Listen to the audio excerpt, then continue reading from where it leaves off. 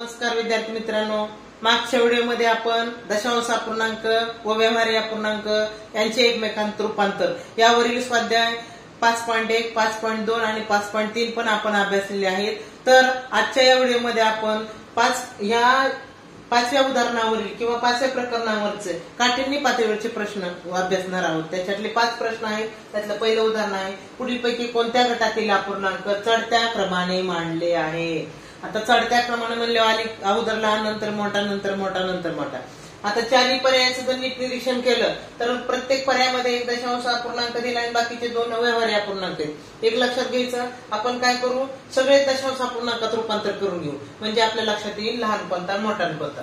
आता पहिल्या याच्यामध्ये पहिला आहे बघा 2.5, त्याचं काय आपल्याला दशांश रूपात करायची गरज नाही. आता 8/5 याचं दशांश रूपात रूपांतर करून घेऊ आपण. 5 ने 8 ला भागू, 5 पेक्षा 8 मोठे पण भाग बसला एकाचा.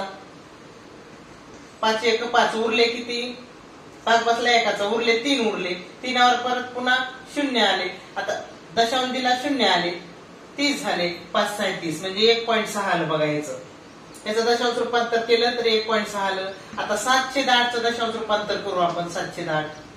आता 8 ने काय करू, 7 ला भागू, भाग जात नाही कारण लहान आहे. भाग दिला दशांशचा, दशांशचा भाग दिला 0 आला, 70 झाले. 8 8 64, 6 उरले, 0 आला. एकदा दशांश दिला की परत 0 येते. 8 7 56, 4 उरले, 0 आला. 8 45 म्हणजे हे आलं बघा 0.875 म्हणजे कुणाचं, 7/8चं. आता आपण काय करू बघा, लहान मोठा लक्षात येईल आपल्याला. आता प्रत्येक ह्याच्यामध्ये 8/5 आहे, 7/8 आहे. मग लहान कोणता आहे सगळ्यात पहा, पहिला आहे 2/5 इथं मांडलेला. आता ह्याच्या जागेवर आपण जर मांडलं 8/5 जागेवर आलं 1/6 आणि ह्याच्या जागेवर आलं 0.875. तर पहा ही चढत्या क्रमाने मांडणी आहे का नाही. अगोदर ही मोठी आहे, पुन्हा लहान आणि पुन्हा, म्हणजे ही तर उतरत्या क्रमाने मांडली, आपल्याला चढत्या क्रमाने मांडणी पाहिजे. म्हणजे अगोदर कोणता आला पाहिजे, हा अंक अपूर्णांक आला पाहिजे 7/8 म्हणजे 0.875 म्हणजे 7/8 आला पाहिजे, नंतर 8/5 आला पाहिजे, नंतर 2. कोणत्या पर्यायात आहे मग तसं बघा. अगोदर 7/8 कशामुळे आला पाहिजे, कारण तो लहान आहे, तो आला पाहिजे बघा, ह्याच्यात आहे. नंतर 8/5 ह्याच्यात आहे, हा बरोबर आहे. आणि सगळ्यात मोठा 2/5 आहे, म्हणजे पर्याय क्रमांक सी घ्यायचा. शेवटपर्यंत पाहत चला, प्रॅक्टिस करत चला. मागचे व्हिडिओ मधले जे गणित आहे ते परत व्हिडिओ ओपन करून अभ्यास करत चला, जेणेकरून जितकी जास्त सराव होईल, जितकी प्रॅक्टिस होईल, तितकं तुमचा वेळ कमी लागेल आणि अचूक गणित सोडवायला मदत होईल. तर चला, यानंतरचं दुसरं उदाहरण आहे 0.1 अधिक 0.6 छेद 0.06 चे उत्तर आहे. पहा, याच्या पदावलीच दिलेली दशांश अपूर्णांकाची, त्याचं उत्तर काढायला सांगितलेले. तर आपण काय करू, 0.1 हे आहे आणि नंतरचं पुढचं जे आहे 0.6 छेद 0.06. आपण याचं काय करू, आपण ह्या अपूर्णांकाचं आपण याचे दशांश काढून टाकू. 2 स्थळ दशांश पुढे गेला, निघून गेला. ह्याचा पण 2 स्थळ पुढे जावं लागेल, पण 1 स्थळ इथं आहे, 1 स्थळ कमी पडले, मग 0 मांडू. म्हणजे बघा इथं किती झालं, मग वर आलं 0.1 अधिक वर आलं 60/6.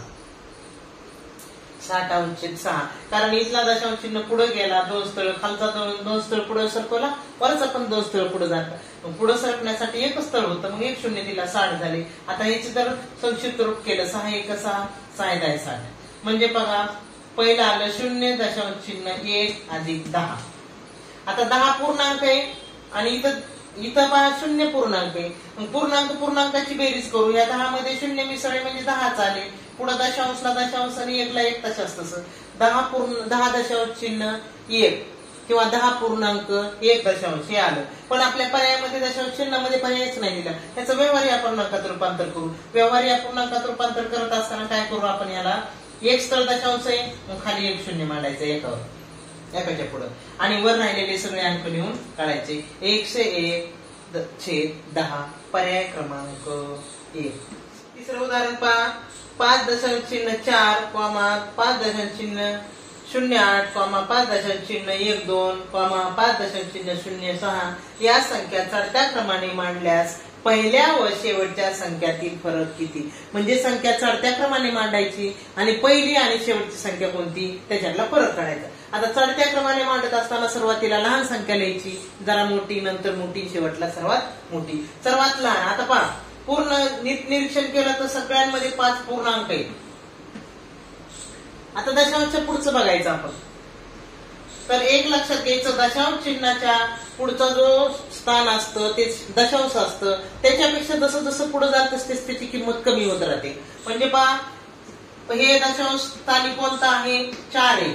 इथं दशांश स्थानी आहे 0, इथं दशांश स्थानी आहे दशांश. बघा हे नुसतं दशक नाही म्हणायचं, दशांश स्थान म्हणायचं. इथं दशांश स्थानी आहे 1, इथं दशांश स्थानी आहे 0. आता बघा दशांश स्थानी 0 असलेले लहान असेल ना, हे नाहीतर हे दोन्ही पैकी लहान असेल. पण त्याच्या पुढचा अंक बघायचा, ह्याच्यापेक्षा पुढचा अंक हा लहान आहे. म्हणजे ही सगळ्यात लहान झाली. कोणती लहान झाली सगळ्यात, 5.06. आता 1 नंबरची झाली, त्याच्यापेक्षा जरा मोठी कोणती झाली, 5.08. आता त्याच्यापेक्षा मोठी कोणती झाली बघा, दशांश स्थान बघा. आता इथं दशांश स्थान 0 होतं, मग सगळ्यात लहान होतं, इथं त्याच्या पुढे 6 होते, इथं याच्या पुढे 8 होते. मग हे लहान आहे म्हणून ही संख्या आपण पहिल्यांदा लिहिली, नंतर ही लिहिली. आता त्याच्यापेक्षा जरा मोठी, इथं दशांशला 1 आहे म्हणजे जरा थोडीशी मोठी, 5.12. आणि सगळ्यात मोठी आहे 5.4. आता लहान आणि मोठी यांच्यामधला फरक विचारला आपल्याला. लहान कोणती, ही लहान आहे, आणि मोठी कोणती, 5.4 ही मोठी. यांच्यातला फरक म्हणले की वजाबाकी करायची. म्हणजे 5.4 वजा 5.06 यांच्यातला फरक किती विचारलाय. फरक म्हणजे वजाबाकी करू. बघा इथे एक स्थळ कमी म्हणून 0 मांडू, 10 मधून 6 गेले, उरले 4, इथं 3 राहिले, 3 मधून 0 गेला 3च, दशांश 5तून 5 गेला, उरले 0. आता बघा दशांश 0.34 किंवा 0.34 हे उत्तर आलं. पण आपल्याला सगळं हे दशांश चिन्हामध्ये उत्तर दिलेलं आहे, पूर्णांक युक्त पूर्णांक दिलेले. मग याचं पूर्णांक युक्त पूर्णांकात रूपांतर करू. कसं, 0.34 याला आपण काय करू, पूर्णांक युक्त पूर्णांकात रूपांतर करताना एक लक्षात घ्यायचं, 2 स्थळ दशांश आहे म्हणून खाली छताला 1 मांडायचा आणि त्याच्या पुढे 2 स्थळ द्यायचे म्हणजे 100 आणि वरी 2 अंक 34. आता ह्याचं आपण काय करू, संक्षिप्त रूप करायचं. बघा ह्याला 2 ने जाते, ह्याला 2 ने जाते. बे 1 बे, बे 37 14, 17 झाले. बे 5 10 0 म्हणजे 17/50 हे उत्तर येणार, पर्याय क्रमांक बी. चौथं उदाहरण, 6.2/5 पुस्तकात मिस्टेक झालेले 12/5 झालेले, तर तिथं आहे 2/5 अधिक 5.06 या बेरजेचे उत्तर पुढील प्रमाणे कोणते, पुढील पैकी कोणते. तर याचं सगळ्या उत्तराचं जर आपण पर्याय पाहिले तर सगळ्या उत्तरामध्ये दशांश अपूर्णांकामध्ये उत्तर आहेत. मग आपण काय करू, पहिल्या व्यवहार या पूर्णांकाचं आपण दशांश अपूर्णांकात रूपांतर करून घेऊ. म्हणजे 6.2/5 जर दशांश रूपात केलं तर 5 आहे 30, 30 अधिक 2 वरचे 32, 32/5 म्हणजेच बघा ह्याला दशांश मध्ये रूपांतर करू. 5 आहे 30, उरले 2, दशांश दिला 2 वराला 0, 5/24 म्हणजे 6.4 हे झालं पहिल्या अपूर्णांकाचं उत्तर. आता पहा अधिक 5/6. आता पहिल्या व्यवहार या पूर्णांकाचं आपण दशांश रूपांतर केलं, आता त्याची बेरीज करू.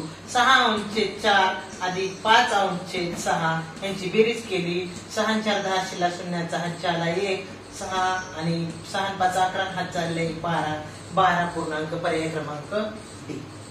उदाहरण 5, 1.25 किलोग्रॅम व 3.5 किलोग्रॅम या बेरजेचे दशांश रूपातील उत्तर आहे. आता 1.25 किलोग्रॅम म्हणजे किती, 1 आणि पाव किलोग्रॅम, 1 आणि पाव किलोग्रॅम. आता 1 किलोग्रॅम म्हणजे किती असते, 1000 ग्रॅम, अधिक पाव किलोग्रॅम म्हणजे 125 ग्रॅम, सॉरी 250 ग्रॅम. म्हणजे किती झालं टोटल, 1250 ग्रॅम. म्हणजे बघा 1.25 किलोग्रॅम म्हणजेच 1250 ग्रॅम. अधिक काय म्हणलेले 3.5 किलोग्रॅम. आता 3.5 म्हणजे किती पहा, 3 किलोग्रॅम अधिक अर्धा किलोग्रॅम,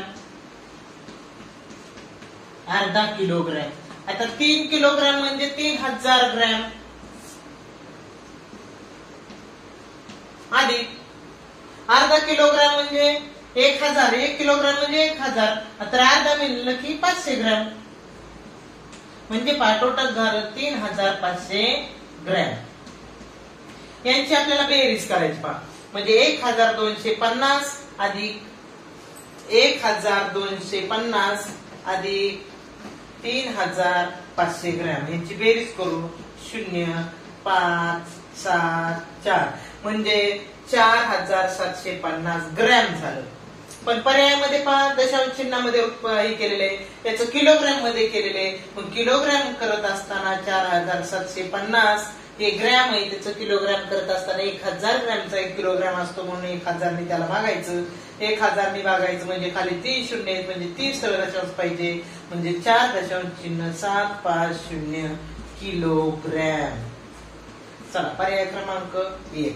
तर पहा विद्यार्थ्यांनो, व्हिडिओ शेवटपर्यंत पाहत चलत जा. व्हिडिओ शेवटपर्यंत पाहिल्याबद्दल तुमचं सर्वांचं धन्यवाद. आणि अशाच प्रकारे माझे व्हिडिओ इतर मित्रमैत्रिणींना शेअर करत चला. ज्यांनी कोणी सबस्क्राईब केलं नसेल ते सबस्क्राईब करा, लाईक करा. धन्यवाद.